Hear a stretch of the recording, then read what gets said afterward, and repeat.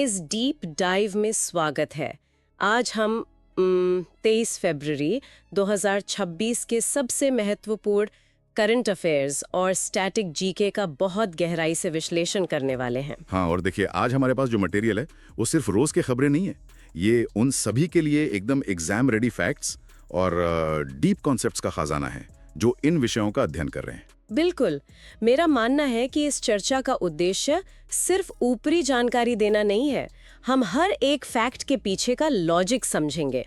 तो शुरुआत एक बहुत ही बढ़िया थॉट ऑफ द डे से करते हैं। जरूर। आज का विचार असल में टाइम मैनेजमेंट से जुड़ा है।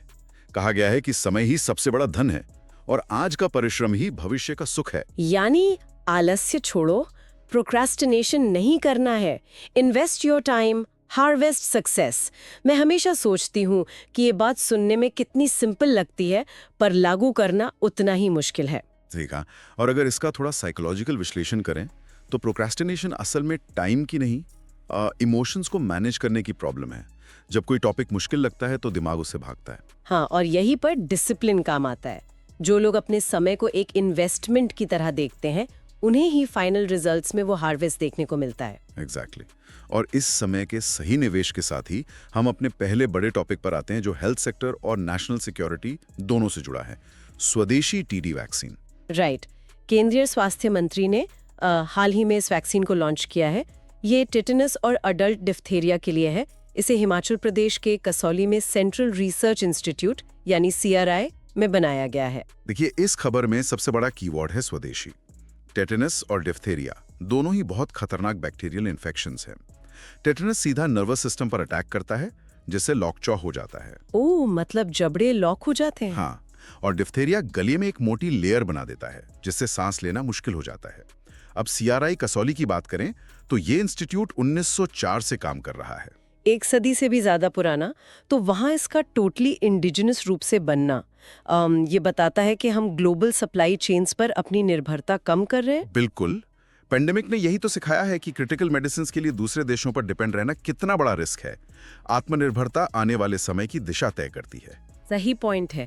अब इसी तरह देश के अंदर के प्रशासन को मजबूत करने की एक और खबर है जम्मू और कश्मीर से। वहाँ शांतमनु को नए राज्य चुनाव आयुक्त यानी स्टेट इलेक्शन कमिश्नर बनाया गया है। इस नाम को याद रखने के लिए एक बहुत अच्छी ट्रिक है। जम्मू और कश्मीर में शांत चुनाव चाहिए। शांतमनु नाम में ही शांत छिपा है। वाह, ये ट्रिक तो एकदम दिमाग में बैठ गई, शांतमनु और शांत चुनाव। पर यहाँ मुझे थोड़ा समझाइए। एक आम कैंडिडेट अक्सर ECI और SEC में थोड़ा कंफ्यूज हो जाता है। ये बहुत कॉमन कंफ्यूजन है। देखिए, जो भारत का निर्वाचन आयोग है, इलेक्शन कमीशन ऑफ इंडिया, वो लोकसभा, राज्यसभा और स्टेट असेंबलीज के चुनाव करवाता है। ठीक है, तो फिर SEC क्या करता है? संविधान के 73वें और 74वें यानी 73rd और 74th अमेंडमेंट के बाद लोकल बॉडीज जैसे पंचायत और म्यूनिसिपैलिटीज के चुनाव की जिम्मेदारी स्टेट इलेक्शन कमीशन को दी गई है। अच्छा, तो जम्मू कश्मीर जैसे न्यूली फॉर्म्ड यूनियन टेरिटरी में ग्रास रूट लेवल पर डेमोक्रेसी को मजबूत करने के लिए SEC की भूमिका बहुत क्रिटिकल हो जाती है। एग्जैक्टली। अब प्रशासन से निकलकर थोड़ा ग्लोबल कॉर्पोरेट दुनिया की तरफ देखते हैं। आशा शर्मा को माइक्रोसॉफ्ट गेमिंग का कॉर्पोरेट वाइस प्रेसिडेंट बनाया गया है। ये एक और प्रूफ है कि ग्लोबल टेक लीडरशिप में भारतीय मूल के लोगों का दबदबा लगातार बढ़ रहा है, और वो भी गेमिंग जैसी इंडस्ट्री में। लोग अक्सर गेमिंग इंडस्ट्री को अंडर एस्टिमेट करते हैं, पर अगर नंबर्स देखें तो आज के टाइम में गेमिंग इंडस्ट्री हॉलीवुड और ग्लोबल म्यूजिक इंडस्ट्री इन दोनों के कंबाइंड रेवेन्यू से भी बड़ी है। बाप रे, ये फैक्ट सच में हैरान करने वाला है। हाँ, और ऐसी मल्टी बिलियन डॉलर इंडस्ट्री में, वो भी माइक्रोसॉफ्ट जैसे टेक जायंट में, भारतीय नेतृत्व का होना दिखाता है कि हमारा टैलेंट सिर्फ कोडिंग तक सीमित नहीं है, हम ग्लोबल स्ट्रैटेजी लीड कर रहे हैं। बहुत बढ़िया। अब आगे बढ़ने से पहले फटाफट एक छोटा सा रिकैप कर लेते हैं इन पॉइंट्स का। जरूर, इससे मेमोरी सॉलिडिफाई होती है। हमने देखा कसौली में बनी स्वदेशी थ्रेड वैक्सीन, फिर जम्मू कश्मीर में शांति से याद रखा नए SEC शांतनु को, और ग्लोबल टेक में माइक्रोसॉफ्ट गेमिंग की नई VP आशा शर्मा को। परफेक्ट। अब थोड़ा फोकस इंफ्रास्ट्रक्चर की तरफ शिफ्ट करते हैं। ये बहुत बड़ी न्यूज़ है। प्रधानमंत्री ने देश के पहले RRTS नेटवर्क का मीरठ में उद्घाटन किया है। RRTS यानी रैपिड रेल ट्रांजिट सिस्टम, ये देश का पहला नेटवर्क है, इसलिए अपने आप में एक एग्जाम फैक्ट बन जाता है। पर मैं सोच रही थी ये नॉर्मल मेट्रो या इंटरसिटी ट्रेन से अलग कैसे है? ये सवाल बहुत ज़रूरी है। देखिए, मेट्रो जो होती है वो एक शहर के अंदर चलती है, उसके स्टेशंस बहुत पास होते हैं और स्पीड कम होती है। दूसरी तरफ नॉर्मल ट्रेन लंबा सफ़र करती है पर बहुत टाइम लेती है। तो आरआरटीएस इन दोनों का एक हाइब्रिड सोल्यूशन है। एक तरह से हाँ। इसकी डिज़ाइन स्पीड 180 किलोमीटर प्रति घंटा है। ये स्पेसिफिकली नेशनल कैपिटल रीजन के बड़े शहरों को तेजी से जोड़ने के लिए है। यानी दिल्ली से मेरठ अब घंटों का नहीं, कुछ ही मिनटों का सफर होगा। इसका तो वहाँ की इकोनॉमी पर जबरदस्त असर पड़ेगा। बिल्कुल, इसे ट्रांजिट ओरिएंटेड डेवलपमेंट कहते हैं। लोग अब दिल्ली की भीड़ में रहने के बजाय मेरठ में रहकर दिल्ली काम करने आ सकते हैं। इससे रियल एस्टेट और लोकल बिजनेसेस बहुत तेजी से ग्रो करेंगे। कमाल का कॉन्सेप्ट है। अब इंफ्रास्ट्रक्चर से जुड़ी एक और बहुत बड़ी खबर। भारत और ब्राजील के बीच 2030 तक $20 बिलियन का रेयर अर्थ मिनरल्स का समझौता हुआ है। इसको याद रखने का फॉर्मूला एकदम सीधा है। 30/30 डील। 2030 तक 30 बिलियन। 30/30 नाइस। पर ये रेयर अर्थ मिनरल्स होते क्या हैं और ये जियोपॉलिटिक्स के लिए इतने जरूरी क्यों हैं आजकल? ये 17 यानी 17 स्पेशल केमिकल एलिमेंट्स का एक ग्रुप होता है, जैसे नियोडिमियम हो गया। इनका नाम जरूर रेयर है पर ये धरती में काफी मिलते हैं। प्रॉब्लम इनको निकालने और साफ करने में है, जो बहुत कॉम्प्लेक्स और महंगा प्रोसेस है। अच्छा, और क्या इनका यूज उन टेक्नोलॉजीज में होता है जिन पर हमारा फ्यूचर डिपेंड करता है? एग्जैक्टली। आज आप जो स्मार्टफोन यूज करते हैं, जो इलेक्ट्रिक व्हीकल्स की बैटरीज हैं, यहाँ तक कि मिलिट्री की एडवांस्ड मिसाइल्स, सब में रेयर अर्थ मिनरल्स लगते हैं। इनके बिना मॉडर्न टेक जीरो है। और जहां तक मुझे याद है, इस मार्केट पर चाइना का बहुत बड़ा मोनोपोली है, राइट? सही पकड़ा। ग्लोबल सप्लाई का 70% से ज्यादा चाइना कंट्रोल करता है। इसलिए ब्राजील के साथ ये 30/30 डील एक जियोपॉलिटिकल मास्टर स्ट्रोक है। हम ग्लोबल साउथ के देशों के साथ मिलकर अपना खुद का सिक्योर सप्लाई चेन बना रहे हैं। ये तो सच में गेम चेंजर है। सप्लाई चेन की बात चली है तो टेक्नोलॉजी मैन्युफैक्चरिंग को लेकर यूपी से भी एक जबरदस्त खबर आई है। ग्रेटर नोएडा में उत्तर प्रदेश का पहला सेमीकंडक्टर पार्क बनने जा रहा है। ये एक बहुत बड़ा शिफ्ट है। देखिए, सेमीकंडक्टर्स को आज के डिजिटल इकोनॉमी का नया तेल या न्यू ऑयल कहा जाता है। पहले ऐसे इलेक्ट्रॉनिक्स हब सिर्फ साउथ इंडिया में होते थे। तो ग्रेटर नोएडा को इसके लिए क्यों चुना गया? कोई खास वजह? सेमीकंडक्टर फैब्रिकेशन प्लांट्स को चलाने के लिए दो चीजें मैसिव स्केल पर चाहिए होती हैं, एकदम साफ पानी और अनइंटरप्टेड बिजली, साथ ही बेस्ट लॉजिस्टिक्स। ओ, तो यमुना एक्सप्रेसवे और नया जोअर एयरपोर्ट यहाँ काफी काम आएंगे। बिल्कुल। इन्हीं इंफ्रा प्रोजेक्ट्स और स्टेट पॉलिसीज की वजह से यूपी अब ग्लोबल इलेक्ट्रॉनिक सप्लाई चेन में एंटर कर रहा है। बढ़िया। अब हम चलते हैं नेशनल सिक्योरिटी की तरफ। सीमा सुरक्षा बल यानी बीएसएफ की स्थापना के 60 साल पूरे होने पर अमृतसर में एक मैराथन का आयोजन किया गया है। बीएसएफ का इतिहास अपने आप में बहुत गौरवशाली है। 1 दिसंबर 1965 को यानी 1965 के भारत पाकिस्तान युद्ध के ठीक बाद इसकी स्थापना की गई थी। और इस मैराथन की थीम रखी गई है जोश एंड ग्लोरी। अमृतसर लोकेशन इसलिए चुनी गई होगी क्योंकि वो इंटरनेशनल बॉर्डर के पास है। हाँ, अटारी बॉर्डर से प्रॉक्सिमिटी की वजह से बीएसएफ को हमारी फर्स्ट लाइन ऑफ डिफेंस कहा जाता है। -40 डिग्री से लेकर 50 डिग्री की गर्मी तक ये मैराथन उनके 60 साल के बलिदान और जोश का सम्मान है। सच अ प्राउड मोमेंट। चलिए जल्दी से एक और मिनी रिकैप ले लेते हैं। बिल्कुल, फैक्ट्स को लिंक करते चलते हैं। हमने कवर किया मेरठ में देश का पहला आरआरटीएस, फिर 30/30 ब्राजील डील रेयर अर्थ्स के लिए, यूपी का पहला सेमीकंडक्टर पार्क ग्रेटर नोएडा में और बीएसएफ का जोश एंड ग्लोरी मैराथन अमृतसर में। ये सारे पॉइंट्स बेसिकली इंडिया की हार्ड पावर और इंफ्रास्ट्रक्चर ग्रोथ को दर्शाते हैं। हाँ, और अब एक ऐसी खबर जो थोड़ा सरप्राइजिंग लगती है, AI फॉर एग्री 2026 समिट। ये खेती से जुड़ा समिट है पर इसका आयोजन मुंबई में हो रहा है। सुनकर थोड़ा अजीब लगता है ना कि एग्रीकल्चर का सबसे बड़ा इवेंट कंक्रीट के जंगल मुंबई में क्यों? वही मैं सोच रही थी, खेतों की बात है तो पंजाब, हरियाणा या यूपी में होना चाहिए था, मुंबई क्यों? इसका कारण बहुत ही प्रैक्टिकल है। देखिए, खेती की आज की समस्या किसान की मेहनत नहीं है बल्कि टेक्नोलॉजी की कमी है। इस समिट का फोकस प्रिसिजन एग्रीकल्चर, AI और ड्रोन्स पर है। नए टेक स्टार्टअप्स को फंडिंग चाहिए होती है, वेंचर कैपिटलिस्ट चाहिए होते हैं, जो सब मुंबई में बैठे हैं। एग्जैक्टली। ये गांव की जरूरत और शहर के टेक कैपिटल के मिलन का एक प्लेटफॉर्म है। खेती को अब एक हाईटेक इंडस्ट्री बनाने के लिए टेक जायंट्स और इन्वेस्टर्स का साथ आना जरूरी है। ये पर्सपेक्टिव तो क्लियर हो गया। अब फेडरल स्ट्रक्चर पर आते हैं। नई दिल्ली के भारत मंडपम में इलेक्शन कमीशन ऑफ इंडिया ने सभी स्टेट इलेक्शन कमिश्नर्स के साथ एक राष्ट्रीय गोलमेज सम्मेलन या राउंड टेबल किया है। ये दोनों संस्थाएं हमने पहले भी डिस्कस की थी। उनके अधिकार अलग हैं, लेकिन दोनों का रॉ मटेरियल एक ही है, वोटर लिस्ट यानी इलेक्टोरल रोल। ओह, मतलब वो लिस्ट जिसमें वोट डालने वालों के नाम होते हैं, उसमें क्या प्रॉब्लम आती है? अक्सर ऐसा होता है कि एक इंसान का नाम विधानसभा चुनाव की लिस्ट में तो है, पर पंचायत चुनाव की लिस्ट से गायब है।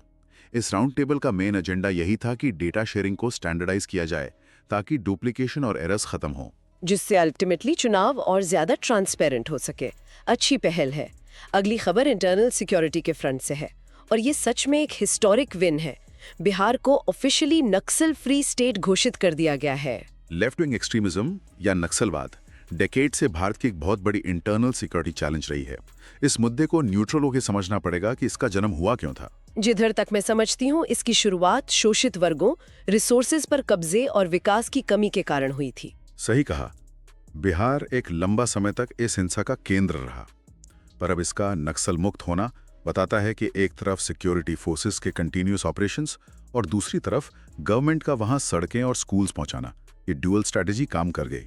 और इस माइलस्टोन का असर सीधा आने वाले डेवलपमेंट प्रोजेक्ट्स पर पड़ेगा, क्योंकि अब कॉन्ट्रैक्टर्स बिना किसी डर के इंफ्रास्ट्रक्चर बना सकेंगे। बिल्कुल, स्टेट की इकोनॉमी के लिए ये नए रास्ते खोलेगा। अब यहाँ से सीधा कॉर्पोरेट स्पेस में चलते हैं। समीर कनौडिया को बिजनेस लीडरशिप सेक्टर में CEO ऑफ द ईयर 2026 का पुरस्कार मिला है। ऐसे अवार्ड्स कॉर्पोरेट वर्ल्ड में एक बेंचमार्क सेट करते हैं। समीर कनौडिया की ये उपलब्धि आज के अनस्टेबल मार्केट कंडीशंस में उनके विजन को हाईलाइट करती है। CEO का काम सिर्फ प्रॉफिट लाना नहीं होता, बल्कि क्राइसिस में कंपनी को स्टेबिलिटी देना और नए आइडियाज को फॉस्टर करना होता है, और इसलिए इनका योगदान महत्वपूर्ण है। सही बात है। Time for third mini recap. चलिए देखते हैं हमने क्या क्या कवर किया है। हमने डिस्कस किया मुंबई का AI for agri summit, Bharat Mandapam में चुनाव आयोग की राउंड टेबल, बिहार का हिस्टोरिक नक्सल मुक्त स्टेटस और समीर कनौडिया बने CEO of the year. Good. ये सभी टॉपिक स्टेट और टेक एडमिनिस्ट्रेशन के एग्जाम्पल्स हैं। अच्छा, अब एक पॉलिसी की बात करते हैं जो स्टेट लेवल से आई है। केरला में सरकारी सेवाओं में लोकल पहचान के लिए नेटिविटी कार्ड बिल मंजूर किया गया है। इसका लीगल बैकग्राउंड क्या कहता है? संविधान में हमारे पास सिंगल सिटीजनशिप है, पर राज्य सरकारों को हक है कि वो अपने लोकल रिसोर्सेज और जॉब्स में अपने रेजिडेंट्स को प्रेफरेंस दे सकें। नेटिविटी कार्ड या डोमिसाइल सर्टिफिकेट यही प्रूफ करता है कि आप उस स्टेट के ओरिजिनल निवासी हैं। तो केरला का ये नया कानून उस प्रोसेस को ज्यादा सिस्टमैटिक बनाने के लिए है, ताकि वेलफेयर स्कीम्स में लीकेज ना हो। एग्जैक्टली, ताकि जो एक्चुअल बेनिफिशियरीज हैं उन्हें बिना किसी रेड टेपिज्म के फायदा मिल सके। ग्रेट। अब जमीन से उठकर थोड़ा स्पेस की तरफ चलते हैं। ISO से गगनयान मिशन का एक बहुत क्रिटिकल अपडेट आया है। उन्होंने ड्रोग पैराशूट के बारे में जानकारी दी है। ये पैराशूट क्या करता है? इसको समझने के लिए थोड़ा फिजिक्स इमेजिन करना पड़ेगा। जब गगनयान का कैप्सूल अंतरिक्ष से अपना मिशन पूरा करके वापस धरती के एटमॉस्फेयर में एंटर करेगा, तो उसकी स्पीड साउंड से भी बहुत ज्यादा होगी। मतलब वो एक आग के गोले की तरह घुर्रा रहा होगा फ्रिक्शन की वजह से। हाँ, और उस ट्रिमेंडस स्पीड में कैप्सूल हवा में आउट ऑफ कंट्रोल घूम सकता है। तो मेन पैराशूट खोलने से पहले एक छोटा पैराशूट डिप्लॉय किया जाता है, जिसे ड्रोग पैराशूट कहते हैं। ओह, तो ये उसको स्टेबलाइज करने और स्पीड कम करने के लिए होता है। Exactly, re entry stabilization. ये हवा के दबाव का यूज करके कैप्सूल को एक लेवल तक स्लो और स्टेबल करता है, ताकि पैराशूट सेफली खुल सके और एस्ट्रोनॉट सुरक्षित वापस आएं। वाओ, ये सच में इंजीनियरिंग का मार्वल है। साइंस के बाद अब थोड़ा आर्ट और सिनेमा पर नजर डालते हैं। BAFTA अवार्ड्स यानी ब्रिटिश एकेडमी फिल्म अवार्ड्स, इसमें भारतीय फिल्म भूंग को best children's and family film category में ग्लोबल रिकॉग्निशन मिली है। ये एग्जाम पर्सपेक्टिव से आर्ट्स एंड कल्चर का इंपॉर्टेंट सवाल है। यूजुअली ग्लोबल स्टेज पर हमारी पहचान सिर्फ कन्वेंशनल बॉलीवुड फिल्मों से जुड़ी होती है। हाँ, वही गाने और ड्रामा।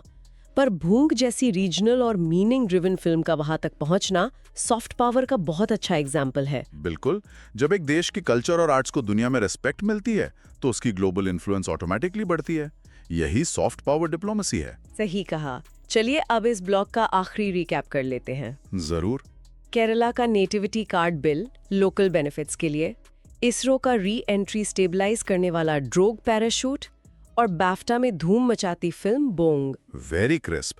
अब हम आते हैं अपने डीप डाइव के उस सेक्शन पर जो सबसे ज्यादा स्कोरिंग है, पर लोग अक्सर भूल जाते हैं, स्टैटिक जीके। हाँ, करंट अफेयर्स तो न्यूज़ सुन के याद रह जाते हैं, पर स्टैटिक जीके थोड़ा दिमाग से निकल जाता है।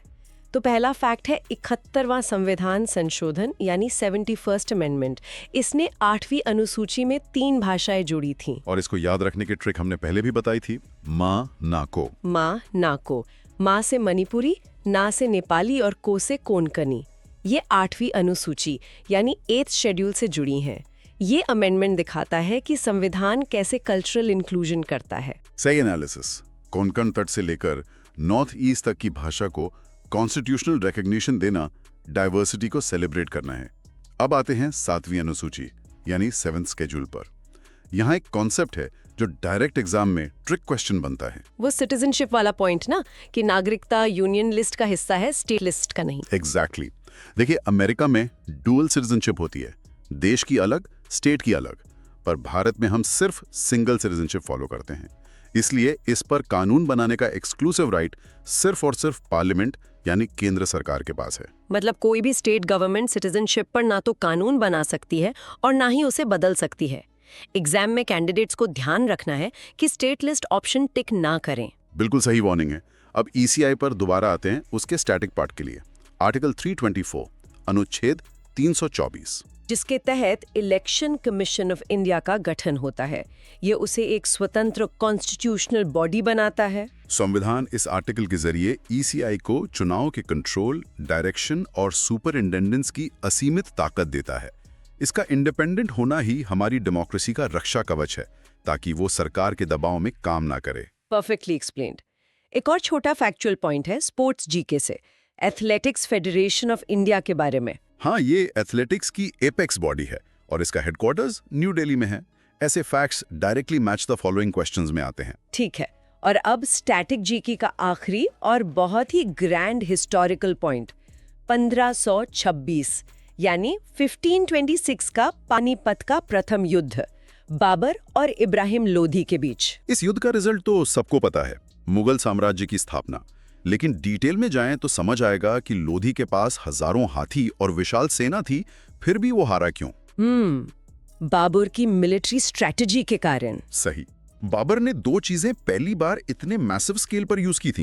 एक थी तुलुगमा युद्ध नीति, जिसमें सेना को टुकड़ियों में बांटकर एनिमी को घेरा जाता है, और दूसरी थी तोपों का यानी आर्टिलरी का इस्तेमाल। और तोपों की आवाज से लोधी के हाथी घबरा गए होंगे। एग्जैक्टली। वो इतने घबरा गए कि उन्होंने अपनी ही सेना को कुचलना शुरू कर दिया। ये दिखाता है कि मैसिव नंबर्स के आगे सुपीरियर स्ट्रेटेजी कैसे जीत सकती है। बहुत ही डीप इंसाइट है ये। अब हमारे डीप डाइव के आखिरी हिस्से में चलते हैं, जहां हम सभी पॉइंट्स का एक सुपर फास्ट कंप्रेस्ड रिवीजन करेंगे। ये रिवीजन दिमाग में सारे फैक्ट्स की इंडेक्सिंग कर देगा। तो शुरू करते हैं साइंस एंड टेक से। कसौली में टीड वैक्सीन का लॉन्च, गगनयान का ड्रोग पैराशूट री एंट्री के लिए, यूपी का पहला सेमीकंडक्टर पार्क ग्रेटर नोएडा में, और मुंबई का tech driven AI for agri summit. Appointments और अवार्ड्स में JNK के नए SEC शांतमनु शांत चुनाव ड्रेक, Microsoft gaming VP Asha Sharma, CEO of the year Sameer Kanodia, और बाफ्टा में अपना परचम लहराने वाली चिल्ड्रंस फिल्म बुंग। अग्रीमेंट्स और इंफ्रा में ब्राजील के साथ 2030 तक 30 बिलियन की रेयर अर्थ डील यानी 30x30, और मीरठ में देश का पहला RRTS high speed transit network. Security और इवेंट्स की बात करें तो बिहार का नक्सलिज्म को हराकर नक्सल मुक्त बनना, अमृतसर में BSF का 60 साल पूरा होने पर जॉश एंड ग्लोरी मैराथन, और भारत मंडपम में ECI की एसीज के साथ राउंड टेबल। और आखिरी में हमारा स्टैटिक जीके, 71वें संशोधन की मना को trick, Manipuri, Nepali, Konkani, union list में आने वाली नागरिकता, अनुच्छेद 324 की इलेक्ट्रल ताकत, और 1526 पानीपत युद्ध में बाबर की तोपों वाली हिस्ट्री चेंजिंग स्ट्रैटेजी। ये हुई पूरी मेमोरी इंडेक्सिंग, एक कंप्लीट कवरेज। इस पूरे विश्लेषण को खत्म करने से पहले क्या आप एक आखिरी गहरा विचार, एक कंक्लूडिंग थॉट रखना चाहेंगे? जरूर। अगर हम इस पूरे डिस्कशन को ध्यान से देखें तो एक बहुत ही दिलचस्प आयरनी नजर आती है। आज हमने 1526 के पानीपत युद्ध की बात की, तब बाहर से आई एक ताकत ने अपनी स्ट्रैटेजी और तोपों के दम पर भारत का इतिहास बदल दिया था। हाँ, लेकिन आज ठीक 500 साल बाद 2026 में भारत का नसीब कोई बाहरी ताकत तय नहीं कर रही। आज भारत अपनी खुद की स्वदेशी ताकत से अपना भविष्य बदल रहा है। चाहे वो कसौली की वैक्सीन हो, यूपी के सेमीकंडक्टर्स हों या इसरो का गगनयान हो। एक राष्ट्र की असल यात्रा वही होती है जब वो इतिहास के सबक से अपना भविष्य खुद लिखता है। ये वाकई एक बहुत ही पावरफुल और सटीक विश्लेषण है। इस पॉजिटिव और इंस्पायरिंग थॉट के साथ हम इस डीप डाइव को यहीं समाप्त करते हैं।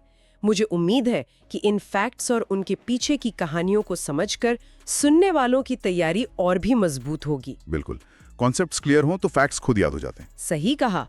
तो इस चर्चा में हमारे साथ जुड़ने के लिए बहुत बहुत धन्यवाद। ऐसे ही कॉम्प्लेक्स विषयों का एनालिसिस करते रहेंगे। तब तक पढ़ते रहिए और नई चीजें सीखते रहिए। नमस्कार।